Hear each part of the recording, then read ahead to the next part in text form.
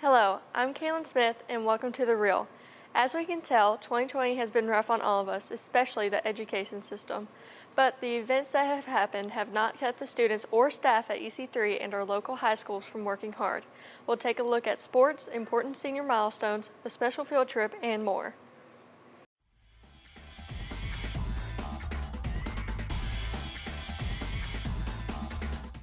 Now, we can all agree that this year has been pretty hectic, but that doesn't stop us. Here in Hardin County, as seniors are looking forward to leaving school and maybe going to college, they have also been filling out FAFSA applications to prepare. Bradley brings us the story. So although 2020 has been a crazy year, students are still headed towards college. With that being said, filling out the FAFSA is still important to all seniors. FAFSA stands for Free Application for Federal Student Aid, and I want to repeat that, Free Application for Federal Student Aid. I stress that word because sometimes parents, students, they may Google FAFSA and it may take them to the wrong website where they may have to pay a fee, and if they go to the correct website, there's no fee. So filling out the financial aid is a free service. Our outreach counselor from Kia, Tony Wiley, recently visited EC3 to explain the process of the FAFSA to all of our seniors. Apply to colleges by December 1st because some of them have scholarships that are tagged to the first day of December. And applying does not mean you have to go there. It just means you're thinking about it. And you may be surprised by the end of the year what school really is your best choice.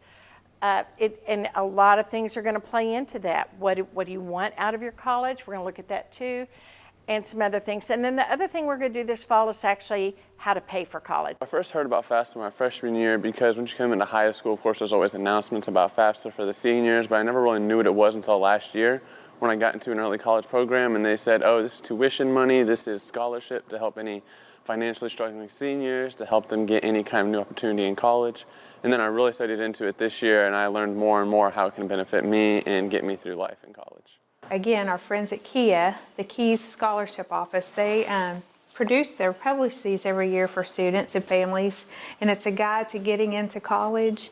And the front of the book just talks about, I'm thinking about college, what are the steps I need to take?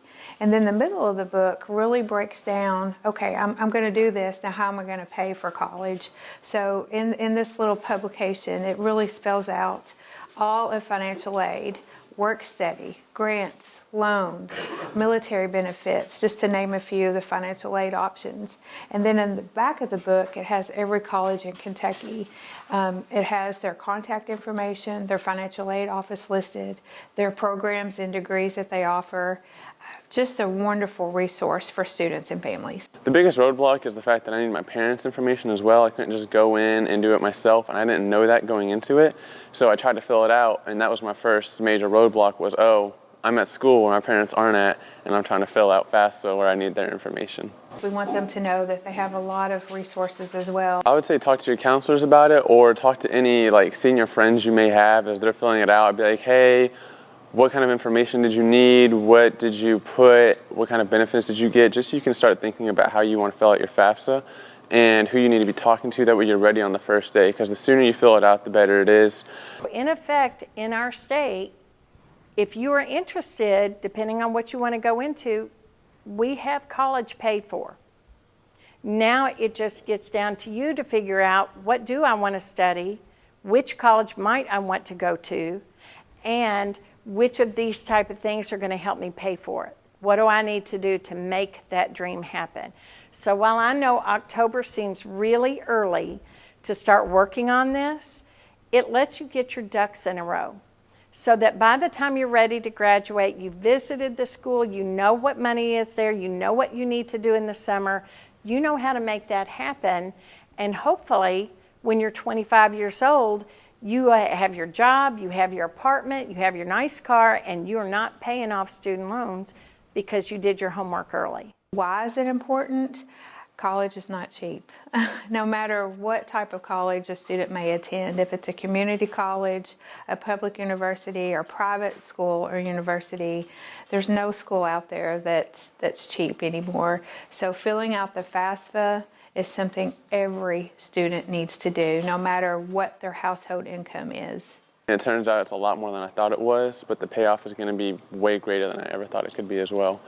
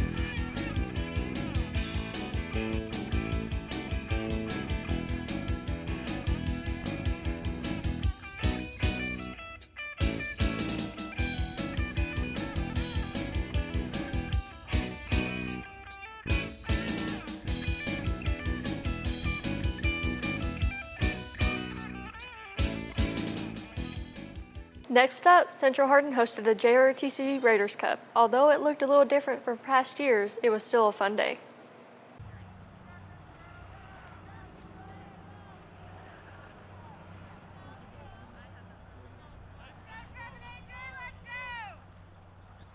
Lieutenant Colonel Roland Hahn, Senior Army Instructor here at Central Hardin, and today we've got North Bullitt and Bullitt Central here in competition.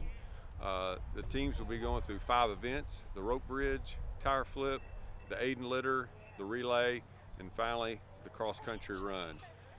Each team is trying to do the best they can. Everybody's having a lot of fun, and at the end, one team will walk away with the top team trophy.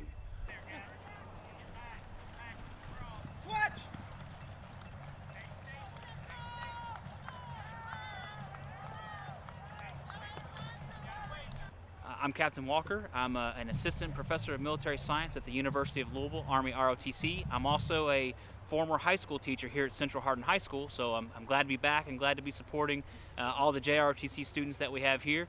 I have several volunteers from the University of Louisville, Army ROTC here with me today.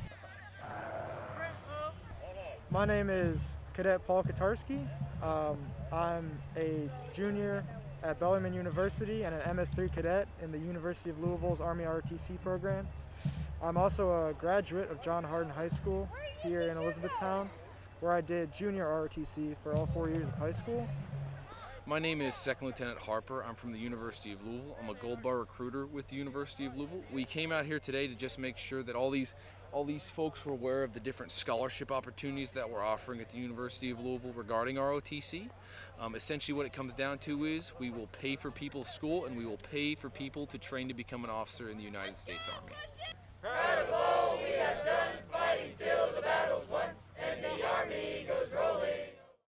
Doing JROTC in high school has really prepared me for college ROTC. One, and just the basic things like how to march, basic military etiquette, things like that, but also just kind of preparing me to have a team mindset.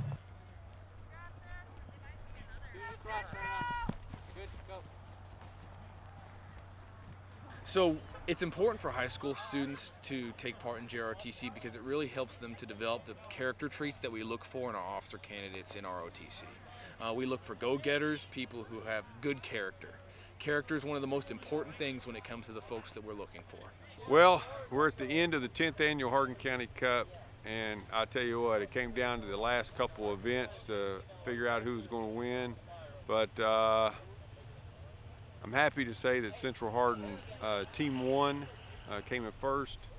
Central Hardin Team 2 came in second. But we want to thank the University of Louisville, ROTC, Western Kentucky University ROTC, and our own home Kentucky National Guard for coming out, serving as volunteers and as judges. The kids really look up to them, and they know they're getting the best judges possible, and also learn a little bit more about ROTC programs at the college, and also about what the Kentucky National Guard offers to our students when they get out of high school.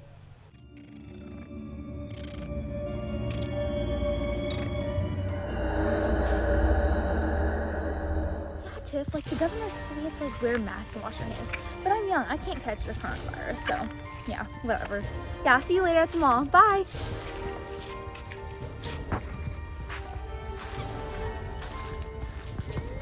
No mask.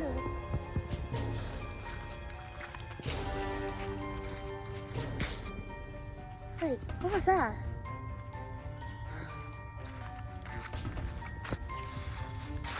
Why aren't you wearing a mask?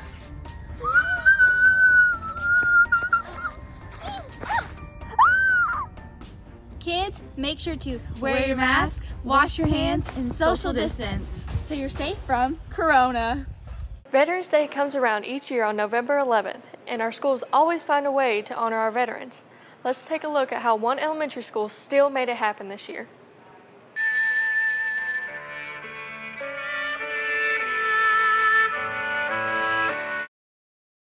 Not everyone hears it. It's just a few. But there's no denying it once you do. When your country calls, you do your part.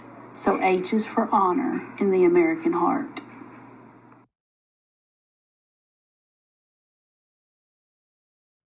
A true American hero by Aiden Gregory. What makes a hero, some might ask? Is it their jump shot, home run, or last second catch? My heroes are those who handle the most difficult task, who wear boots, camo, not a cape and mask. My family's heroes in generations past served in all wars from World War I to Iraq. Young, brave, and fearsome from any attack to fight for our freedom, not knowing if they'd come back. Today we remember all those selfless acts and thank them for sacrificing and having their backs. So what makes a hero, some might still ask? It's our American military, future, present, and past.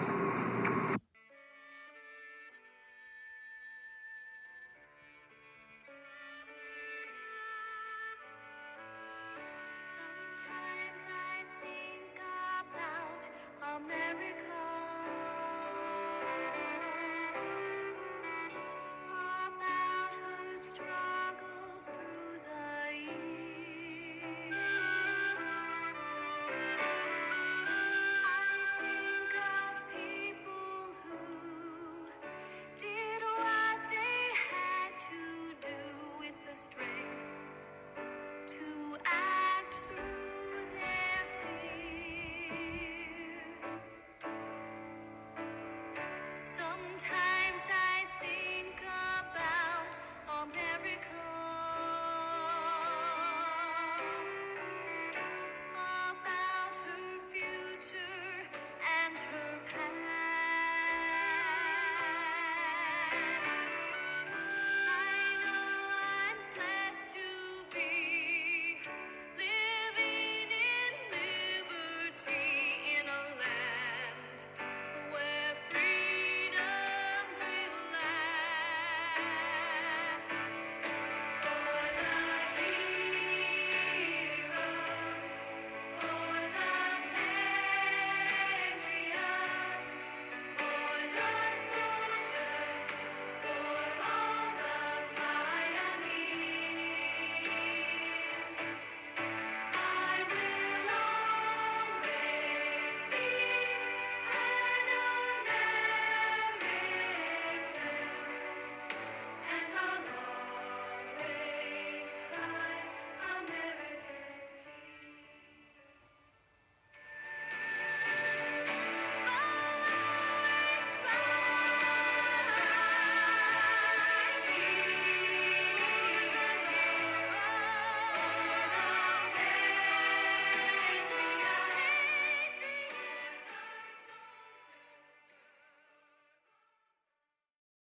With students in the online academy not coming to school, teachers are finding creative ways to still take students on field trips. Here's one teacher that did just that. Hey boys and girls, it's Mrs. Scott, and today we're going on a field trip. I'm excited today to take you to the firehouse. So we're gonna learn about the job of a firefighter and some of the things that they do to help our community.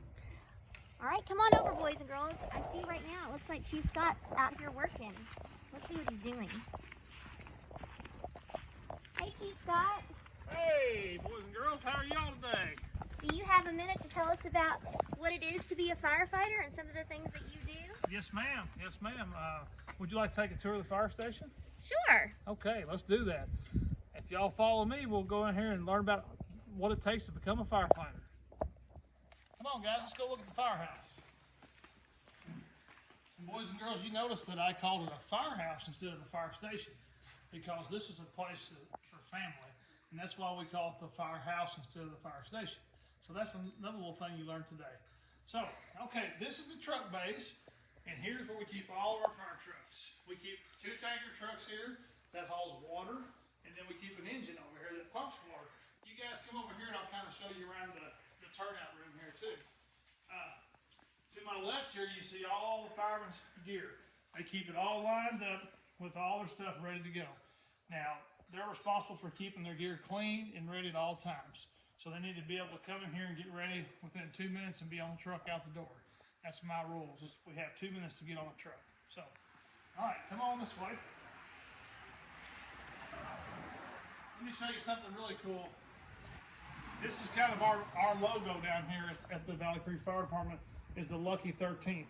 We're the 13th series, the 13th fire station in the county. So we're the Lucky 13th. That's our motto. So, all right. This is our engine I was talking about, our fire engine I was talking about. This is what pumps the water to the hoses. This carries all kinds of neat equipment. I mean, we've got so much stuff on here. We've got all of our tools and stuff ready to go in case we need to use them. We've got our saws, we have our fans.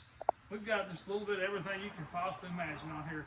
And this little truck carries all kinds of equipment and also carries 1,000 gallons of water too, and all of our big hoses up top there. All right. We have to be ready to respond in case there's a fire run or somebody needs help. They call us and we come help. So that's what we keep our trucks ready to go. And you can always see, notice how good and clean these trucks are. We always say, a clean little fire truck's a happy little fire truck. So, all right, guys, let's go inside and we'll go look at the bunk room. We'll go look at the training room and the chief's office, kind of the cool place. Miss Scott, you coming? I'm right behind you. All right.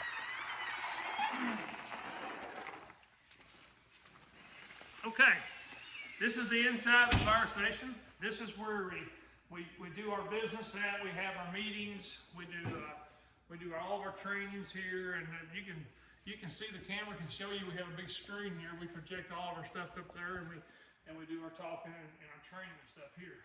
So, all right, kind of a neat thing. I'll just go ahead and tell you, boys and girls.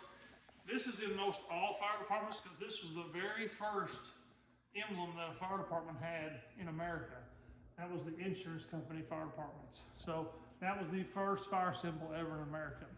So, all right, come on back here, and you can see here on this wall, this is our kind of our award wall. We've got all of our Crew Save for Children stuff on there. We've got plaques for certain people on here. Just a lot of our accomplishments we're really proud of. So, all right. And back here, every fire station has to have a kitchen because firefighters love to eat. We all like to eat food. So you can kind of see this is our small little kitchen, but we do a lot of cooking. We do a lot of cooking in this small little kitchen back here. It's just like a regular house. We got to cook our meals and eat and stuff here too. So come on this way. I'll show you where the guys kind of relax at.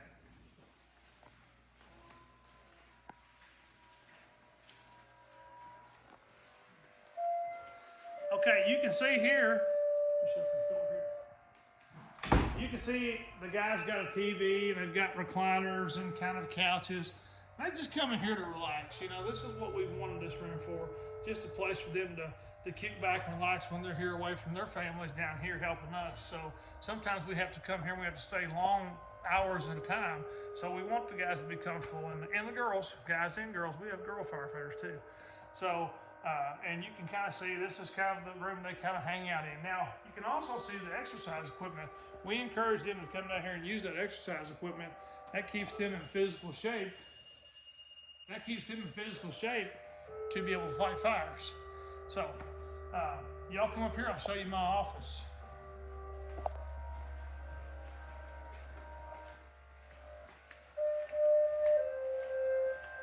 Lot to learn about a firehouse, boys and girls, huh? Didn't think that they had a kitchen and a living room. That's pretty cool. Now this is the chief's office, a little messy, but this is where I conduct all my business.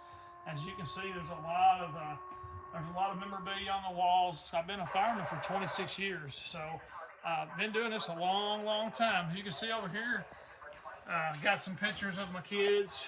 Keep on my cabinet so I can see them. And over here, you can see all three of my children. I keep a picture of them.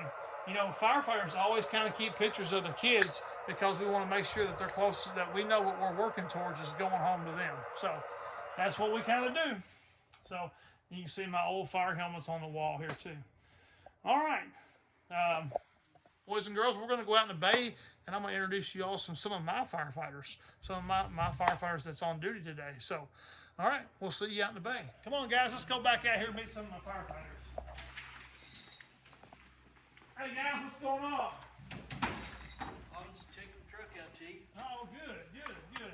Hey, these are two of my firefighters. This is Firefighter Walters and Firefighter Perry.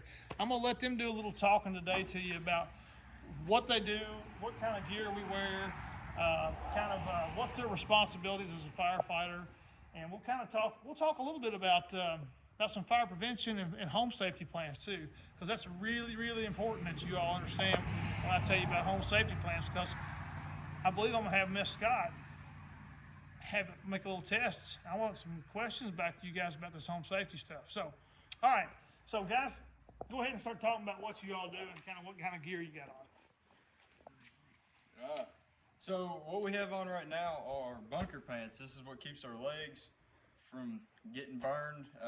We have pretty thick boots on so we can walk on the hot stuff, or if a nail's in the floor, it doesn't go through our foot. We have thick gloves to keep our hands from getting burned. And if Tyler will turn around here, you'll see that the bunkers go up on the back of your back about midway, so it keeps the water from running down. When we crawl and our jackets pull up, this right here is the Nomex. This keeps our ears from getting burned. And this, of course, is the helmet that keeps our head. And then the back of the helmet's curved to let the water run off so it doesn't run down the back of our necks. And then Tyler can talk to you about the jackets. So as Zach mentioned, our gear is set up to protect us from not only fire but different kind of stuff. It's like water. All of our gear has 3 different layers to it, so it's kind of waterproof for a little bit, but not as much as you'd think. It's not fireproof neither, but it's burn resistant. Some of us have our names on the bottom of our jacket, but not all. It's just newer gear, kind of. But that's really about it when it comes to the jacket. Okay, they're going to go ahead and put their gear on, and Miss Scott's going to ask some questions to the guys about their gear. So, Miss Scott, go ahead. So it looks pretty heavy. So about how much does it weigh? It looks like it got a lot to it there. Yeah, it weighs about 60 pounds. Yeah. Wow. That's 60 pounds dry. Yeah. So understand, when these guys are suited up and when they're fighting fire, these have moisture barriers inside of them. But this kind of traps your body sweat and stuff to your body. So it kind of makes you heavier when it gets wet. So it goes from about 60 pounds to probably around 80 or 90 pounds. So you can imagine that. So it'd be kind of like me picking up a small person, putting them over my shoulders and working for 8 hours at a time. So. Mr. Scott, most first graders weigh almost 60 pounds. So that'd be almost like having a first grader on your back. So what they're doing now, this is called a self-contained breathing apparatus, or air packs, what we like to call it. But what this does is this keeps the bad smoke out and puts the good air into their lungs so they can breathe when we go into a dangerous situation. Any kind of smoke, fire, whatever. That's why this is our main thing we always wear is our air packs. We preach and preach and preach. Make sure you put your air pack on, because you never know. You want to stay safe at all times. So you can see now Firefighter Perry's putting his mask on, and Firefighter Walters is too. Now, hang on for you put yours on. Okay, boys and girls, look at him. This is Firefighter Walters. Without the mask on, with the mask on, he's still Firefighter Walters. You don't ever be scared of these guys. These guys are here to help you. They might look kind of scary with all their stuff on, but I promise you they're not. They're good guys, and they're there to help you. So, and we'll talk a little bit more about that, about not hiding when a firefighter comes to help you. So, go ahead, guys. It's kind of like we're wearing our masks now to keep ourselves safe.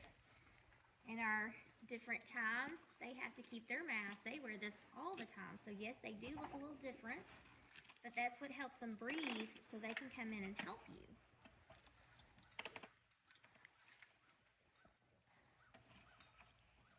About how long does Chief give you all to get dressed? Roughly 2 minutes. 2 minutes. 2 minutes is what they usually have to take. Today I told them to kind of slow it down because I want you all to kind of see what they're doing. Now, if we were in a hurry on an emergency situation, we got to move quick. We got to move quick because somebody's in need of help. That's why the fire department comes to help at all times. So, you know, that's why we move quick and efficient. But, you know, the great thing about a firefighter is we always got a teammate, and we're always looking out at each other's back. So they always check each other when we're done dressing to see if he's done it right and if he's dressed right. And do you all go separate anywhere? No. When they're dressed, they always go together. We travel in 2 pairs all the time. Anywhere you go, I go. That's our motto. So, all right. Looks like they're about all suited up. So, Mr. Cameraman, if you was kind of get in kind of close to them, zoom in on them, just kind of look, take a look at them. Now, see? Now, we'll go back over this real quick. Protects their head. This protects their neck and ears. This protects their upper body. This protects their lower body. And this protects their foot. And turn around. And this protects their lungs so they can breathe inside the fire. That's why they wear all this. All right. So, with that being said, I'm gonna kind of, y'all go ahead and take your stuff off there. Okay, Mr. Scott, can you tell us a little bit about what we can do to keep ourselves safe at home? Well, there's a lot of different things, and you know, kind of what we're going to talk a little bit about today is about some fire prevention, fire safety tips. We'll talk about how to get out of the house. That's the one main thing. We'll talk about having a meeting place in the front yard of your house. We'll talk about what to do in case that there's a fire inside your house too.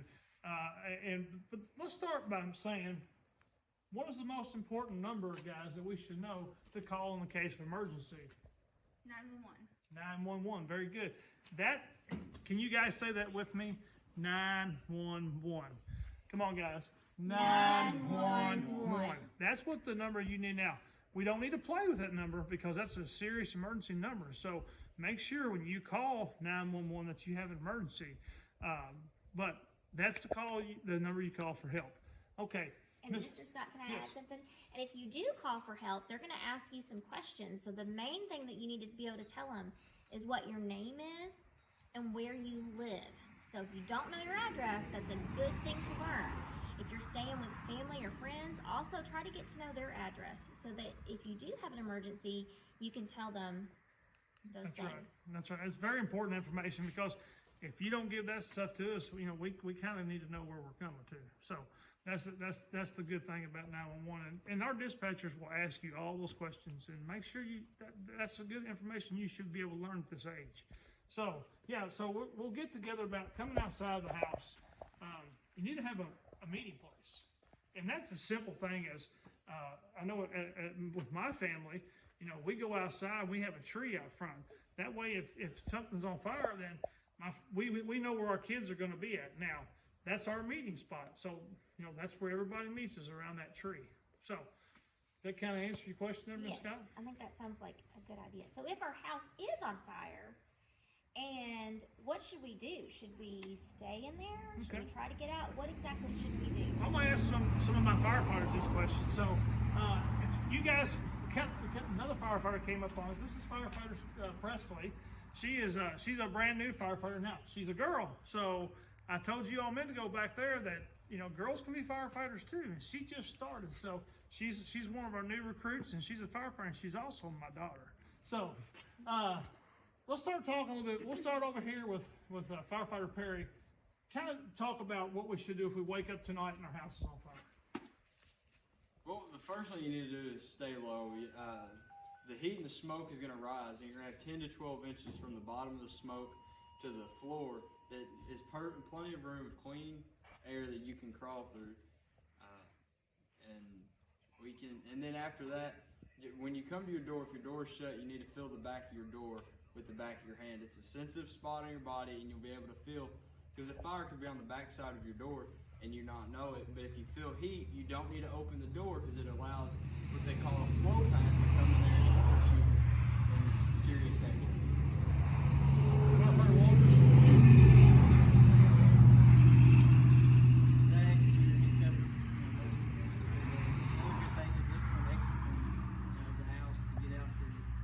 Safe spot, that your family knows to meet at. So, what would be an exit point? If you have a window, it's not way too high off the ground, on the first level of the house, you can go out a bit.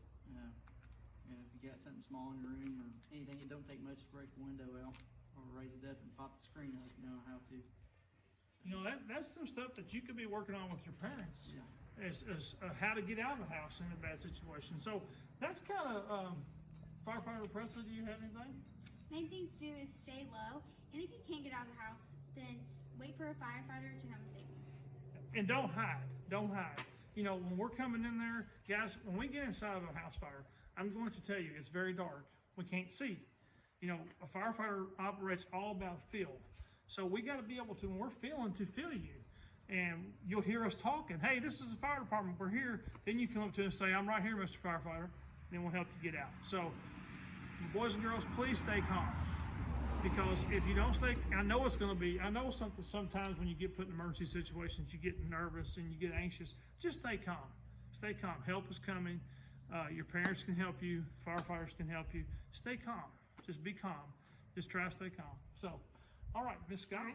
Well, I think, Mr. Scott, you really covered it. And I don't want to take too much of your time because I know that you guys are very busy.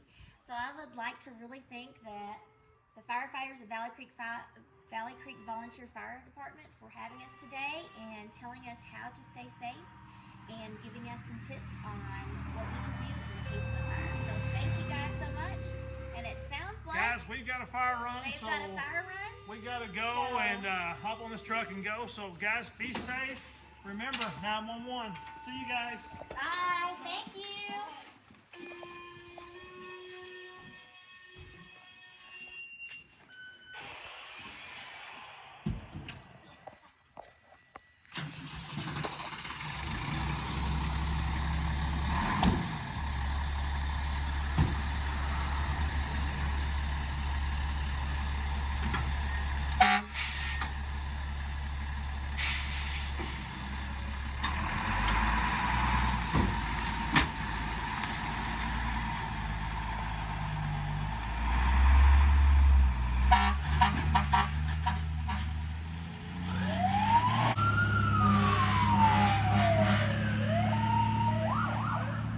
Well, that's it for this episode of The Real. Until next time, stay safe and healthy.